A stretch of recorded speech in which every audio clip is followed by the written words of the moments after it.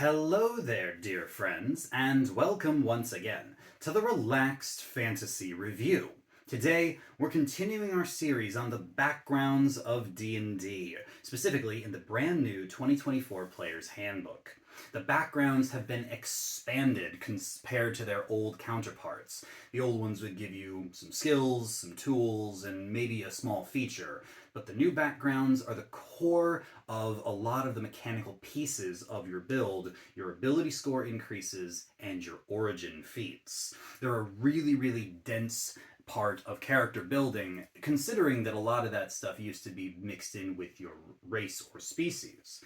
And today we're talking about the Entertainer background, one that we definitely saw in the old Player's Handbook, but this one has quite a bit more going for it.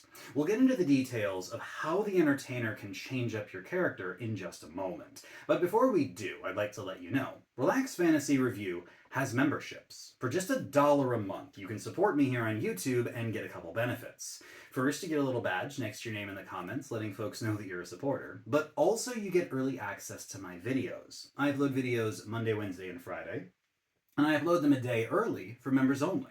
If that interests you, you can click the join button. It's just below the video down there next to the subscribe button. I'd love to see you in the comments with your member badge.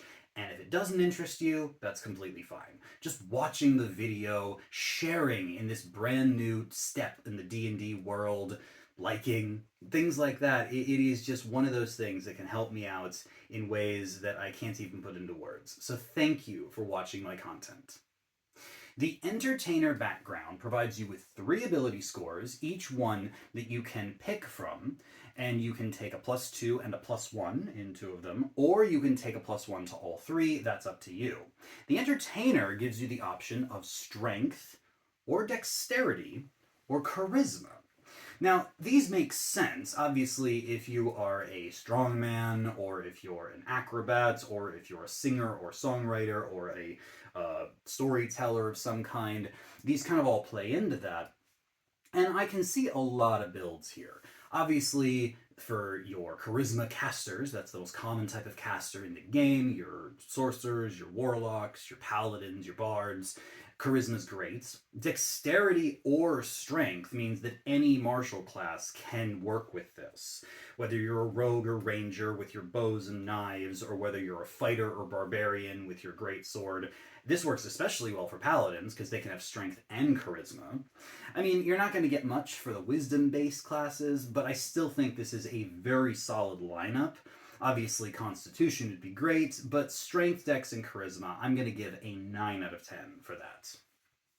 You also get a feat, which all backgrounds get, an origin feat, one from a list of 10, and this one gets the Musician feat, which doesn't sound that great. You get 3 instrument proficiencies of your choice, which is fine, I guess. I mean, it doesn't do anything, really. It lets you play music, which is cool. I suppose in certain social situations that could be helpful. But the real thing here is that whenever you take short or long rests, if you have the musician feat, you can play a tune for your party, and you can hand out dice of heroic inspiration, something that effectively is a luck point. You can use heroic inspiration to re-roll a d20 check. And because every short rest, you can just hand these out to, a few party members. This means that you're just giving out advantage, like, all the time. I think that it is a pretty powerful upgrade to what would otherwise be a very low tier feat. And yeah, every short rest, you can just do this. And I think that's well worth a 9 out of 10.